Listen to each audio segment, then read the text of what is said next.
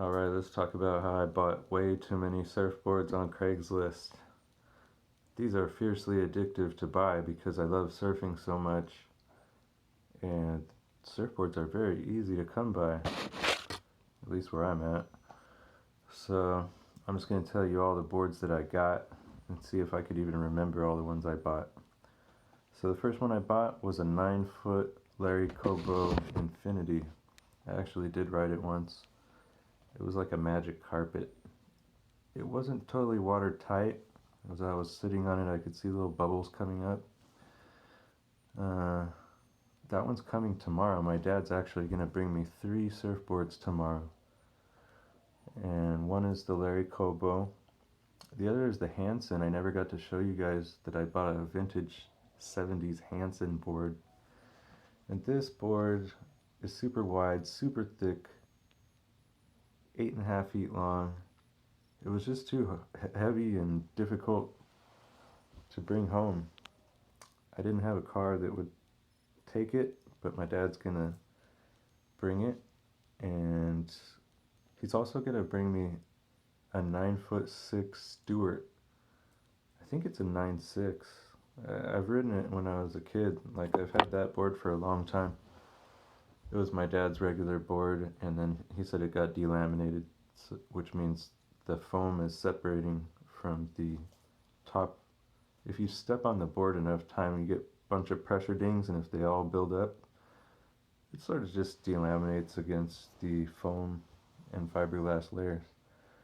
So I'm going to repair that one for him or me or whoever feels like riding that anymore. It's a little bit suntanned and ugly at this point in its life, but that board is pretty worthy as well. What else is he bringing me? So he's bringing me the Larry Kobo, the Stewart, and the Hanson. He's going to bring me 3 big-ass long boards. The other boards that I've collected, the Dan Van Zanten 8-footer, that one I've been repairing the shit out of, and that one I could actually fit in my car without rolling down the windows and sticking it out the window, barely. I also have a 1969 Frank Petrillo, which is a very desirable board, and that's a single fin vintage board that has a shape called the Sea Slug, which was popular in the 60s. I really want to show you guys if that board is worthy, because I could tell it is. What did I buy after that? When I bought the Frank Petrillo, I also bought a 1972 Small Faces mini gun board. I don't really need a gun board because I don't ride big enough waves, but if I did. That one, the price was right, and it's a vintage Frog House board, just like the Petrillo is a vintage Frog House board. I think I even have another Frog House board in the mix somewhere. Or I put a lot of bids in for Frog House boards, and they don't always get back to me, but I got a few. Now I also got a 6'3" Ed Sakal fish board. That one is pretty awesome if I shortboarded, which I do now because I have a whole bunch of shortboards, including the Sub Scorcher 2, which is a Lost Mayhem board. That one's too small. It's very, very small. It's a kid's board, and I was either going to use it as a skim board or sell it to a kid, which I'm probably just going to sell it to a kid. Same with the Tim Stamps 5'6". That thing is pretty twiggy. 5-fin board. Got it for 20 bucks. I couldn't resist. And I'll just make a sale on that as well.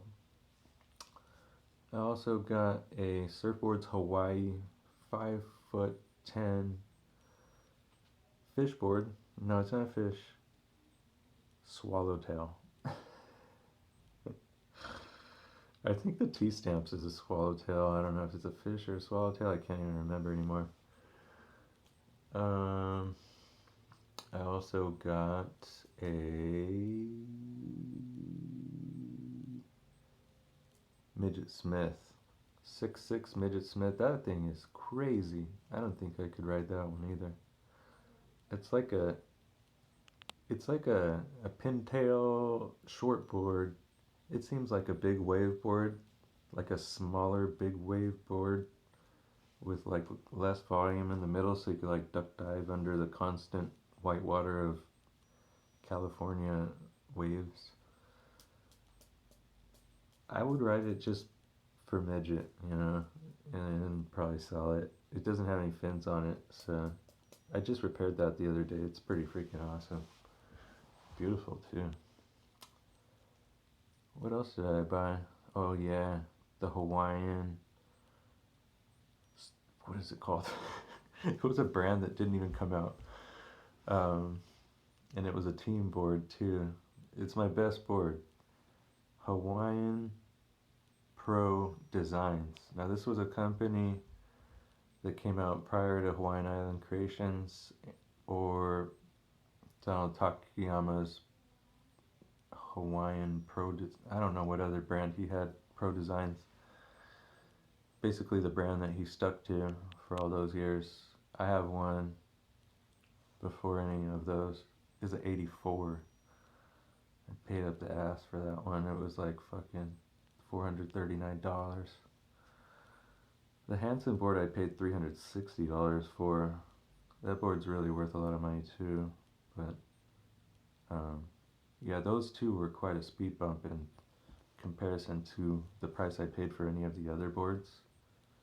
When you see something you really want, you just get it, At least I do. Then I also have what else do I got? Oh yeah, the Russell Al Dove. I think that one is a 510 as well. Very thick, heavy glass job, beautiful airbrush work. Pretty much a collector's board, but I think I could practically ride that even though it's 5'10". There's a few 5'10" boards that I have that are thick enough, and I think I have 3 of them now. I can't even remember. Okay, I almost named them all off. I know I'm missing some. I'm gonna go with. I'm thinking of boards that I missed out on. There's a few boards that I was really attached to, and I went to go pick them up, and it didn't work out. So it's like all tied up in my head right now. I'm just gathering them all and repairing them all, which is an all-out bitch. I'm gonna remember what the last freaking board here was. I might be all, I didn't really buy that many boards, just like 15 boards, alright?